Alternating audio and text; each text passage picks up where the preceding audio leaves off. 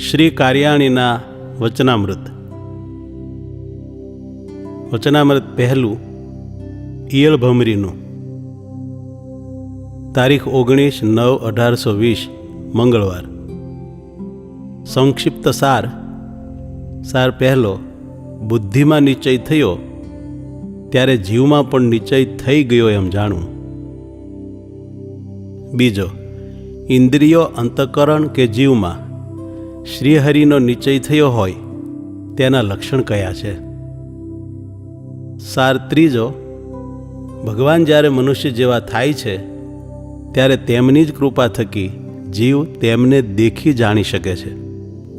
ચોથો, અભક્તના ઇન્દ્રિયો ભગવાનને નથી પામતા પણ ભક્તના તો પામે જ છે.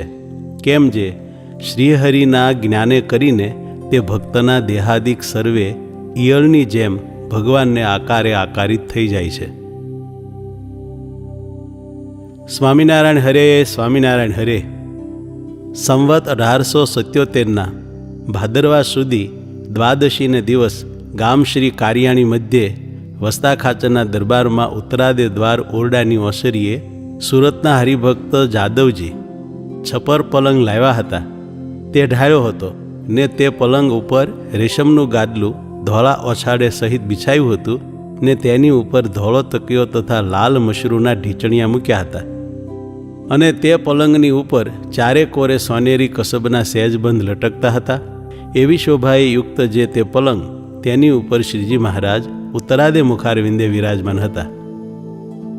અને સોનેરી છેડાનો ધોળો ફેંટો મસ્તકે બાંધ્યો હતો અને સોનેરી છેડાનું શેલું ઓઢ્યું હતું ને કાળા છેડાનો ધોળો ખેસ પહેર્યો હતો. અને પોતાના મુખારવિંદની આગળ મુનિ તથા દેશ દેશના હરિભક્તની સભા ભરાઈને બેઠી હતી. અને શ્રીજી મહારાજના મુખારવિંદ રૂપ ચંદ્રમાસામાં ચકોરની પેઠે સર્વે ભક્તજન જોઈ રહ્યા હતા. પછી શ્રીજી મહારાજ પરમહંસ પ્રત્યે બોલ્યા છે, માહોમાહી પ્રશ્ન ઉત્તર કરો. ત્યારે ભૂધરાનંદ સ્વામીએ પ્રશ્ન પૂછ્યો છે, ભગવાનનો નિશ્ચય થાય છે તે અંતઃકરણમાં થાય છે કે જીવમાં થાય છે?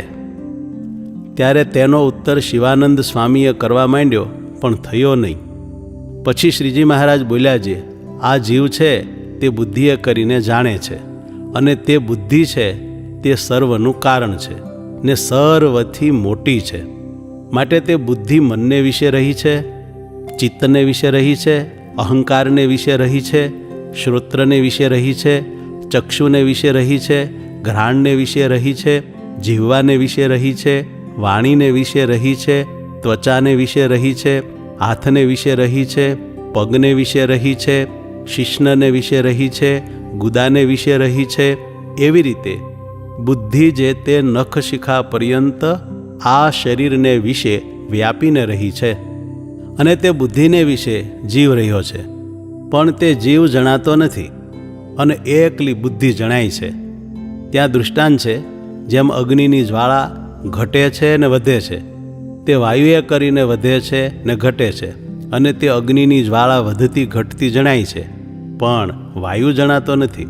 અને જેમ અગ્નિ લઈને છાણામાં મૂકીએ ને તે છાણામાં સળગવા માંડે, તેને લઈને જ્યાં વાયુ ન હોય ત્યાં મૂકીએ, તે ધુમાડો જ ઊંચો ચડતો જણાય પણ તેમાં વાયુ જણાતો નથી.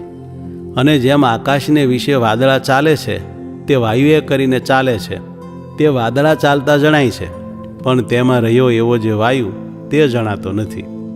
તેમ જ્વાળા, ધુમાડો અને વાદળા તેને ઠેકાણે બુદ્ધિ જાણવી અને વાયુને ઠેકાણે જીવ જાણવો. તે જીવ કેવો છે? તો બુદ્ધિએ કર્યો જે નિશ્ચય તેને જાણે છે અને તે બુદ્ધિમાં નિશ્ચયની વિગતિનો કરનારો જે બ્રહ્મા તેને પણ જાણે છે અને મનના સંકલ્પને જાણે છે અને તે મનના સંકલ્પની વિગતિનો કરનારો જે ચંદ્રમા તેને પણ જાણે છે અને ચિત્તના ચિંતવનને જાણે છે અને તે ચિત્તના ચિંતવનની વિગતિ કરનારા જે વાસુદેવ તેને પણ જાણે છે અને અહંકારની અહમમતીને જાણે છે અને તે અહમમતીની વિગતિના કરનારા જે રુદ્ર તેને પણ જાણે છે. એવી રીતે જે 4 અંતઃકરણ ને 10 ઇન્દ્રિયો તેના જે વિષય ને તે વિષયની વિગતિના કરનારા જે દેવતા, એ સર્વેને એક કાળા વચ્છિન્ન જાણે છે. એવો જે જીવ, તે જીવ જે તે એક દેશસ્થ જણાય છે અને બરછીની અણી જેવો તીખો જણાય છે અને અતિશય સૂક્ષ્મ જણાય છે. તે બુદ્ધિએ સહિત છે માટે એવો સૂક્ષ્મ જણાય છે. પણ જ્યારે એ જીવને દેહ, ઇન્દ્રિયો, અંતઃકરણ, દેવતા અને વિષય તેના પ્રકાશકપણે જાણીએ ત્યારે તો જીવ બહુ મોટો જણાય છે અને વ્યાપક જણાય છે.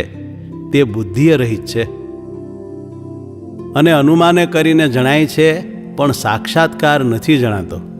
ત્યાં દૃષ્ટાંત છે, જેમ કોઈક 10 મણની તરવાર હોય તેને જોઈને માણસ અનુમાન કરે છે એ તરવારનો ઉપાડનારો બહુ મોટો હશે, તેમ એ સર્વ દેહ ઇન્દ્રિયાદિકને એક કાળે પ્રકાશે છે માટે એ જીવ બહુ મોટો છે. એવી રીતે અનુમાને કરીને જણાય છે. એવી રીતે શ્રીજી મહારાજે ઉત્તર કર્યો. ત્યારે નિત્યાનંદ સ્વામીએ પૂછ્યું છે, હે મહારાજ, એમાં તે શું ઉત્તર થયો? ત્યારે શ્રીજી મહારાજ બોલ્યા છે, એમાં તો એ ઉત્તર થયો છે, જ્યારે બુદ્ધિમાં નિશ્ચય થયો ત્યારે જીવમાં પણ નિશ્ચય થઈ ગયો એમ જાણવું.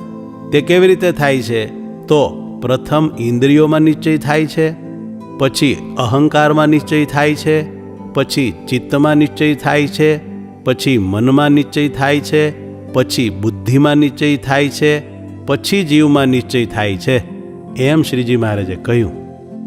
ત્યારે નિત્યાનંદ સ્વામીએ વળી પૂછ્યું છે, હે મહારાજ, ઇન્દ્રિયોમાં નિશ્ચય હોય તે કેમ જણાય, ને અંતઃકરણમાં નિશ્ચય હોય તે કેમ જણાય, ને જીવમાં નિશ્ચય હોય તે કેમ જણાય? ત્યારે શ્રીજી મહારાજ બોલ્યા છે, ઇન્દ્રિયોમાં નિશ્ચય તે એમ જાણવો છે, આ જગતને વિશે જે પદાર્થ છે તે દીઠામાં, સાંભળ્યામાં, સૂંઘ્યામાં, અડ્યામાં આવે છે. તેમાં કેટલાક શુભ છે અને કેટલાક અશુભ છે, અને કેટલાક સુખરૂપ છે ને કેટલાક દુઃખરૂપ છે, અને કેટલાક પ્રિય છે ને કેટલાક અપ્રિય છે, અને કેટલાક યોગ્ય છે ને કેટલાક અયોગ્ય છે. એ સર્વે ભગવાનમાં જણાય. તેને કરીને કોઈ સંશય ન થાય તો એને ઇન્દ્રિયોમાં નિશ્ચય જાણવો. અને સત્વ, રજ અને તમ એ 3 ગુણના જે કાર્ય છે તેમાં આળસ નિદ્રાદિક તમોગુણનું કાર્ય છે, અને કામ ક્રોધાદિક રજોગુણનું કાર્ય છે, અને શમ દમાદિક સત્વગુણનું કાર્ય છે. એ સર્વે ભગવાનમાં દેખાય, પણ તેમાં કોઈ સંશય ન થાય તો તેને અંતઃકરણમાં ભગવાનનો નિશ્ચય જાણવો. અને જેમ ઋષભદેવ ભગવાન નિર્વિકલ્પ સમાધિએ કરીને ઉન્મત્ત થકા વિચર્યા ને મુખમાં પાણો રાખ્યો ને પોતાનો દેહ દાવાનળમાં બળી ગયો તોય ખબર ન રહી, એવી રીતે જે ગુણાતીત સ્થિતિ તે ભગવાનમાં જણાય, તેમાં કોઈ સંશય ન થાય તો એને જીવને વિશે નિશ્ચય જાણવો. ત્યાં દૃષ્ટાંત છે, જેમ સમુદ્રમાં વહાણ ચાલે છે તેમાં જે લોઢાના નાંગળ હોય તેને સમુદ્રમાં નાખે, તે જો ધરતી લગણ ન પૂગ્યો હોય ને તેને જો તરત તાણી લે તો જાજી મહેનત ન પડે ને તરત નિસરી આવે, અને તેને ધરતી લગણ જવા દઈને તાણે તો ઘણી મહેનતે નિસરે, અને જો ધીરે ધીરે જવા દે ને ધરતીમાં ખૂંતે ને ભરાઈ જાય તો પાછો તે તાણ્યો તણાય નહીં ને નિસરે પણ નહીં. એમ જેને જીવને વિશે નિશ્ચય થાય તો તેનો નિશ્ચય કોઈ પ્રકારે તાણ્યો તણાય નહીં. એવી રીતે શ્રીજી મહારાજે વાર્તા ઘણી કરી, પણ આ તો દિશ માત્ર લખી છે. પછી ચૈતન્યાનંદ સ્વામીએ પૂછ્યું છે, હે મહારાજ, ભગવાન તો મનવાણી થકી પર છે અને ગુણાતીત છે, તેને માયિક એવા જે ઇન્દ્રિયો અંતઃકરણ તે કેમ પામે? ત્યારે શ્રીજી મહારાજ બોલ્યા છે, આ દેહ, ઇન્દ્રિયો ને અંતઃકરણ તેને જાણનારો જે જીવ તે જ્યારે સુષુપ્તિમાં લીન થાય છે ત્યારે તેના ઇન્દ્રિયો, અંતઃકરણ પણ સુષુપ્તિમાં લીન થાય છે. ત્યારે તે સમયમાં એ જીવને ભગવાન પ્રકાશે છે, અને જ્યારે સુષુપ્તિમાંથી સ્વપ્નમાં આવે છે ત્યારે તે સ્વપ્ન સંબંધી જે સ્થાન, ભોગ, વિષય અને જીવ એ સર્વેને ભગવાન પ્રકાશે છે, અને જાગ્રતમાં પણ ભગવાન પ્રકાશે છે.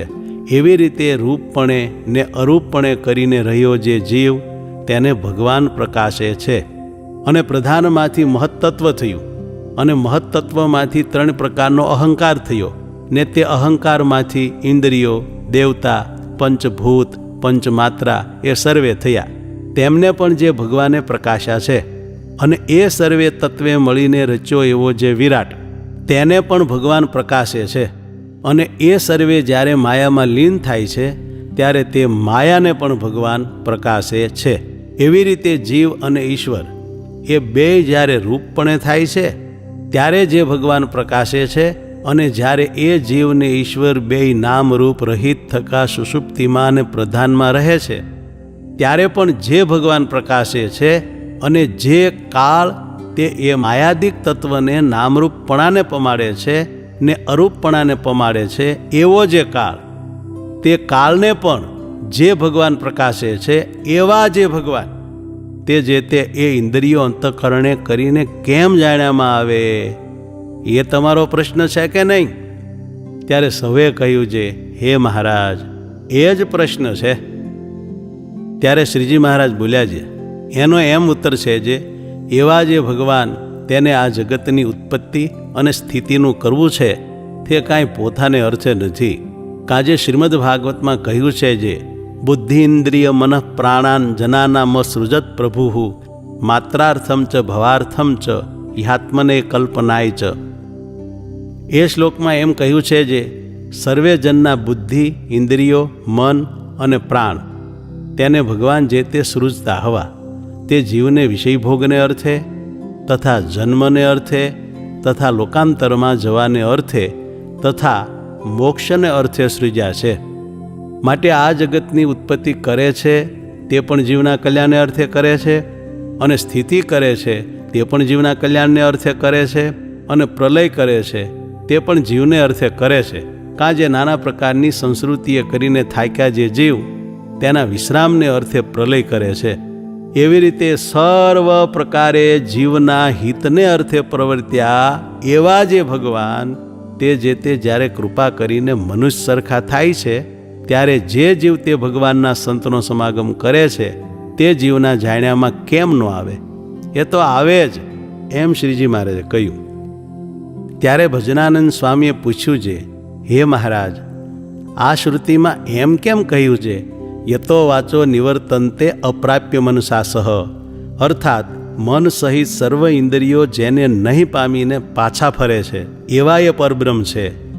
ત્યારે શ્રીજી મહારાજ પ્રસન્ન થકા બોલ્યા છે, એનું એમ છે જે જેમ પૃથ્વી આકાશમાં રહી છે પણ આકાશના ભાવને નથી પામતી, અને જળ આકાશને વિશે રહ્યું છે પણ આકાશના ભાવને નથી પામતું, અને તેજ આકાશને વિશે રહ્યું છે પણ આકાશના ભાવને નથી પામતું, અને વાયુ આકાશને વિશે રહ્યો છે પણ આકાશના ભાવને નથી પામતો, એમ મન વાણી ભગવાનને નથી પામતા.